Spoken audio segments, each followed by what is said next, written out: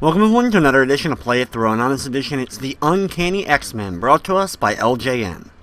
Uncanny X-Men features 6 playable X-Men characters. While there's only 2 basic types, each character does have unique stats that makes playing as them a little bit different.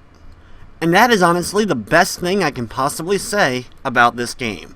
The game features some of the ugliest graphics available on the NES ever, and some of the most broken AI you'll ever see in a video game. Combine that with some horrible hit detection, enemies that can just keep hitting you over and over and over again, a pretty short game overall, and one of the most cryptic things I have ever seen in a game when it comes to finding out where the 6th and final level of the game is. So here we go with the Uncanny X-Men for the NES. You can play the game 1 or 2 player, and if you actually can find someone to play with you, it's not the worst co-op experience you'll have on the NES. Once we select the first level, bypassing the practice level, which is really just that, practice, we then get to our mutant selection screen. You have Wolverine, Cyclops, Nightcrawler, Colossus, Storm, and Iceman. Whichever character you select first, you then also have to select the AI, which has to play along with you, so pick whichever mutant you really don't like, or just one of the other random ones, and have that as your AI partner. Because more than likely, the AI partner will end up slowing you down, or end up dying very quickly, and once a character ends up dying in the game, there's no extra lives. They're gone for good, and you just keep moving on until all your X-Men are either defeated, or you complete the game. Once you start up the game, you see that we have a top-down view.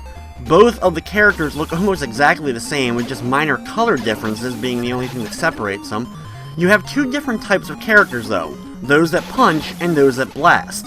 Those that punch are a little bit stronger usually, however, since they only can lunge forward to hit enemies, it can be rather difficult at times to time this correctly without actually taking a hit yourself. The ones that end up blasting, of course, are a little bit more fun to play and easier to play as well, so I recommend on the first play that you keep those guys alive and use mainly them for your playthroughs.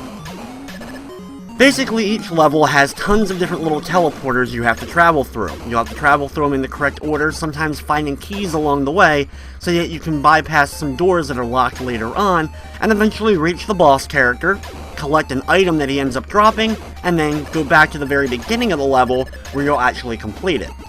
Thankfully, all the time though, when you go to the warp right near the boss, it instantly takes you back to the first screen of a level, with the exception being the final stage of the game. As you see though, I was able to get Storm defeated early on here, which ends up being a huge benefit to me because the AI has to travel along with you and can end up causing the screen not to scroll any longer, and they easily get stuck on every single wall and crevice possible. If you're wondering if this has anything to do with the X-Men comics, something I really can't say. The only thing I can say is that a few enemies from the comics do actually make an appearance as the boss characters, but all the normal enemies in the game are really generic and weird creatures overall. The first level has a couple of different paths you have to take to collect the keys. Here, going into this room through these teleporters, I collect the first of the 2 necessary keys you need in order to complete the level. Once I have the key though, I head back to this screen and head down and enter the warp previous to this one. Once on the next screen, you're actually on the final screen of the level, however, we have to head north first and travel to this teleporter. Once here, head north again in order to make it to another teleporter where we can find the next key. As you've already noticed though, there are several items on the ground. You have the E's, which represent full health regain and are easily the most key item we'll get. You have the hot dogs, and those items end up making you invincible for a period of time, which definitely helps you out and allows you to bypass some of the more deadly traps in the game. You have the S's that freeze every enemy on screen for a short period of time, which can help out, but be careful, even though they're frozen, they can still hurt you. You also have the magnet, which does the opposite of the S. It freezes you in place and allows enemies just to beat the crap out of you for a period of time. Last but not least, you have the lightning bolts, and these items instantly destroy all enemies on screen. They're pretty useful, especially if you're trying to get one of the hot dog items. Since you'll destroy every enemy on screen, they'll all drop items if necessary, and you should be able to get a hot dog that way. By far, the worst enemies in the games are the barriers. As you've seen, you have these closing barriers, as well as you have similar ones with lasers later on in the game. These are almost instant death if you're not careful. So the best way to deal with them, such as the one right here, is to get a hot dog, become invincible for a period of time, and just walk straight on through. Different tiles on the ground can cause different things, such as damage to you with lava-based tiles, as well as other tiles like the ones we just crossed that end up slowing you down. Just always keep your eye open for these different types of tiles, of course, so you know when one's coming up and what to expect. Here we have our first boss fight of the game. Being Wolverine, it's going to be a little bit difficult to take out this guy. At any point, if you're wondering what your current health is, of course, you can press the start button in order to see it. What I like to do is get him stuck in this left corner here, and stand just a little bit south of the entrance to it, and just keep punching over and over again. Every time you deliver a punch, he'll back up, so you know you actually hit him. If he ends up ganging up on you and starting to hit you, immediately get out of his path, so you can try to escape, and you don't end up losing a life that way.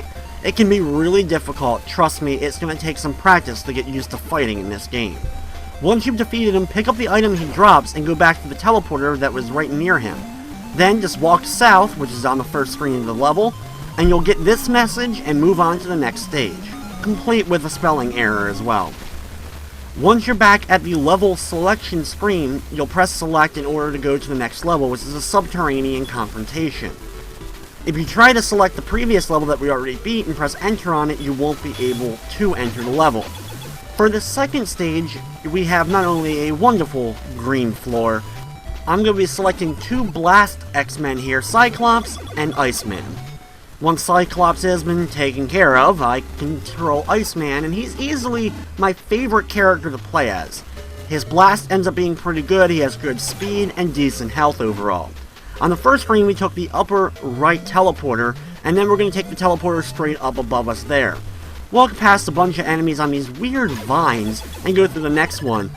In this room, once again, you'll just be easily moving back and forth between the different teleporters until you make it here. Once here, start heading south, and be careful of the lava-based tiles that you easily walk over them as you make it to the next set of flooring. Here, either wait for the barrier to disappear for a second so you can make it through, or bait the enemies to come up towards you so you can get a hot dog. Start heading south here and ignore the first set of steps. Get past the barrier here and head over to the left, then immediately north, and you'll end up on this screen. Once here, start heading south, once again watching out for barriers as you make your way down, collecting any hot dogs you may see, and we get ready for the next boss fight. Being a blast character, it's a little bit easier to tangle with, but you can't get this guy really stuck on anything since it's in a big open area. What I like to do is stay on the same plane and let him keep coming up towards me. As you can see, every time I hit him, he ends up going back down to the bottom. You keep repeating this over and over again, and even though he edges slower and slower towards me, he's really easy to take out, and once he's defeated, go through the stairs and then head south to complete level number 2.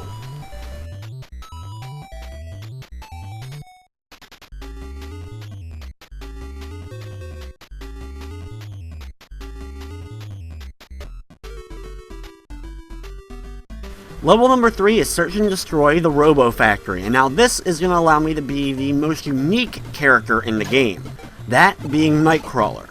Nightcrawler has the worst health in the game, there's no doubt about that. However, he has the most unique ability, of course Nightcrawler being able to teleport. Well, in this case, it allows him to walk through walls. Some reason he becomes Kitty Pryde during the course of this game, but trust me, it ends up helping us out.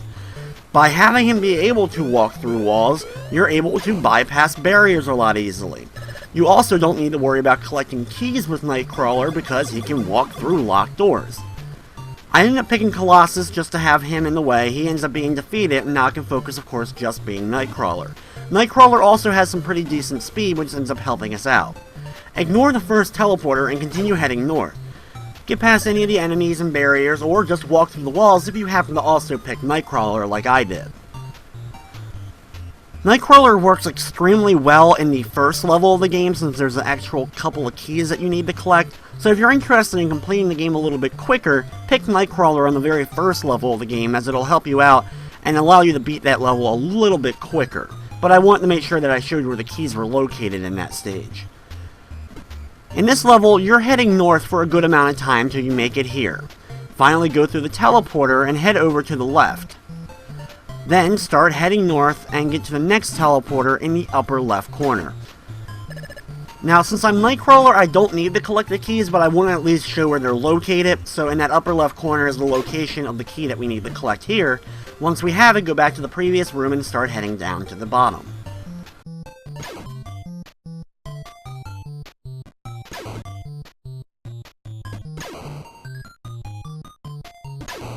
With Nightcrawler being the worst character as far as health is concerned, one of the key things for playing as them is going to be defeating some random enemies in order to get a health drop.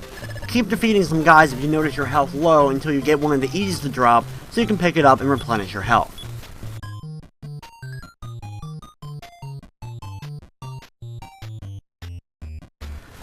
As you make your way down to the bottom here, it's time to battle our next boss, and this time is Juggernaut. Have you ever wanted to see Nightcrawler punch the crap out of Juggernaut? Well, this game you can. Try to get Juggernaut stuck into one of the corner areas so it's a little bit easier to keep hitting him over and over again, as you won't have too much space to get away. Move Nightcrawler all around if possible, or if you can, get him stuck against one of these little things here like I have, and you're allowed to punch him multiple times in a row, and he won't be able to back away. If he ends up once again getting on the same plane as you, just try to back away quickly so he can't hit you multiple times with projectiles over and over again. Once he's defeated though, pick up the item just like we've been doing before, head through the warp, and then head all the way south to complete level number 3, leaving us with only 2 more levels left to complete.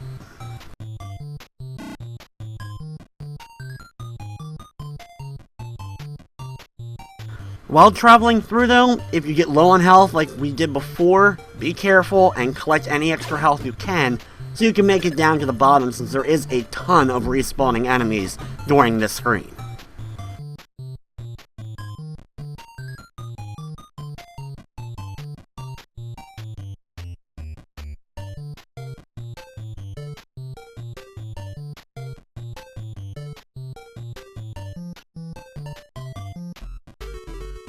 Next up is Battle Through a Living Starship. Definitely some of the most interesting level names ever in a game. Here we're going to be picking Iceman and Nightcrawler. We have fun playing as Nightcrawler in the previous level, but I guess it's time to sacrifice him to the X-Men gods. Once Nightcrawler has been taken care of, or you just make it to the next warp, head north and then continue heading north past all the weird A Boy and His Blob characters as we make it to the next teleporter.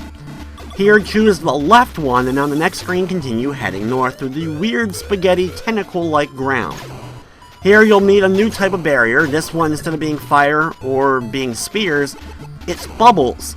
Yes, deadly bubbles that will kill you instantly. Be careful of these bubbles, and immediately grab one of the hot dogs, if you can find one, to walk through the barriers easily.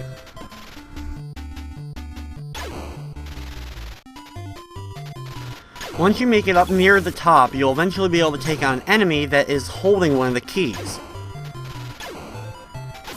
Once you have the key in your possession, then start heading back down.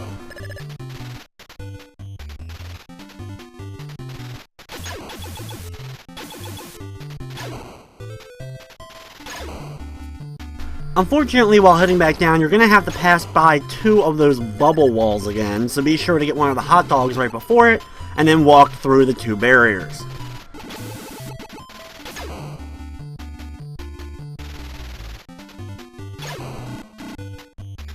Once you make it back to this screen, easily just head over to the right and then to the teleporter that was on the right side. On the next screen, just start heading up north. You'll have to watch out for some more bubbles along the way. Thankfully, this one gives you a little bit more time to get past them before the bubbles actually start coming at you. You'll then have a choice of 2 warps once again. Be sure to choose the right warp, go up just a little bit, defeat an enemy, and grab the next key. Once you have the key in your possession, go back to the previous room, and don't go to the left warp. Instead, head back down south just a little bit to one of the ones we passed earlier. Once in the next room, continue heading up north, watching out for some more enemies in some of the more tight, closed spaces. As long as you picked up the keys, the wall just in front of you will end up opening up. The same goes for the next one, and you'll be able to walk through to the next area of the level.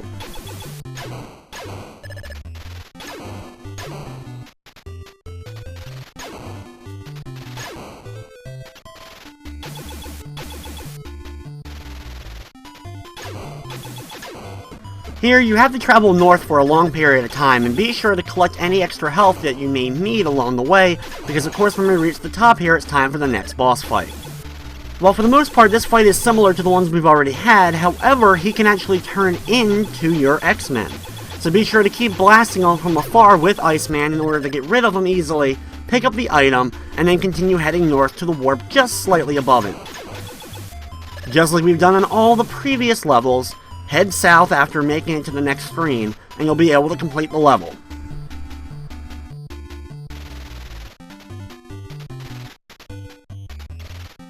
Now, to make it to the last level of the game, what you'll have to do is press up, B, select, and start at the same time. Once you're able to do so, you'll be able to go to the final level of the game. This is actually mentioned on the actual label of the game, but even on the label of the game, it's not correct. It doesn't actually mention that you need to press select. As a child, I was never actually able to figure out how to get to the final level, but if you're able to make it here, we now only have a couple X-Men left to choose from, so we end up of course picking Wolverine being the more powerful mutant, and start making our way through. This level is very short and kind of compact. There's no keys to collect, and your only goal is to make it to the end and take out Magneto. Be sure to pick up any hot dogs that you can along the way, so you have invincibility to make it through 2 of the barriers. Here's the room with Magneto. Get Magneto to spawn into the upper left corner, as I find it easier just to get him up here, and then move slightly to the bottom here and keep punching. Just like we've done with all the other guys, you'll want to keep hitting Magneto over and over again, in order to actually get rid of him and keep bouncing him away from you so he doesn't hit you with projectiles. If you're able to get rid of him, which should be pretty easy with Wolverine being so strong, then go back to the previous screen and then make your way all the way back to the beginning. This is the only level where you actually have to backtrack, but since the level is so short, it's pretty easy to do so. All you'll need to do though, of course, is grab some hot dogs along the way so you have invincibility to get through the barriers. Once you're able to make it back though to the first screen of the game, just head back down south just like we've done on all the other levels, and you'll complete Uncanny X-Men for the NES. And here's your ending.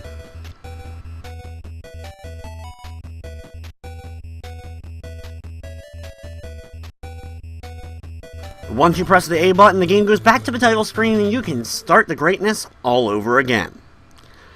Uncanny X-Men is one of my least favorite games on the NES, and the reason for being so is because I was so disappointed as a child when I got it, being a huge fan of X-Men, and then getting my hands on this game was really disappointing.